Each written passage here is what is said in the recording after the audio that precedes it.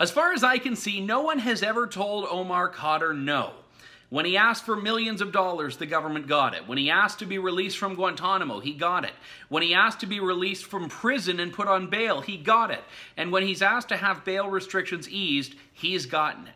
So for that reason, I'm not optimistic that the judge will shoot down his latest request, which was to remove the few restrictions on his bail that are still remaining, such as not having a Canadian passport and not talking to his sister, who's a terror sympathizer and supporter.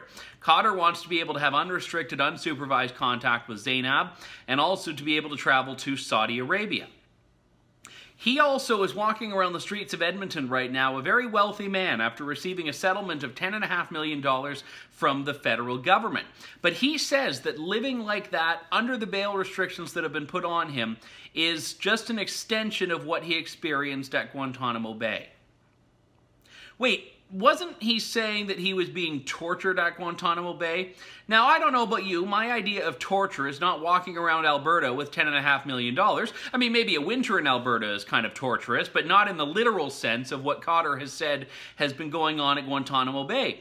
And further, he said in his application in the court that he didn't think it would take so long, and he's supposed to be done and free right now, and he thinks that, you know, the time frame of this is just a little bit too slow for his liking. Now, one of the things we know here is that Sergeant Christopher Speer didn't have the luxury of a long, drawn-out process. He was dead. Omar Khadr, allegedly, and by his own admission and confession, declared himself the judge, jury, and executioner and killed Christopher Speer in the field. So for Khadr now to say that things aren't moving on his time frame shows what is generally an ingratitude and complete and utter arrogance that he has been espousing throughout his entire legal ordeal in Canada.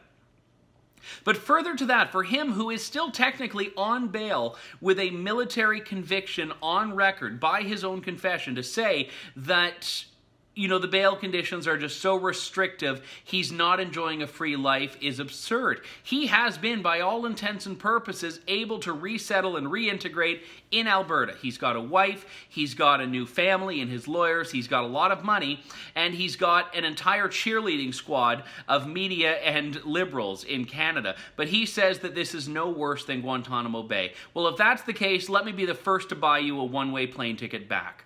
For the True North Initiative, I'm Andrew Lawton.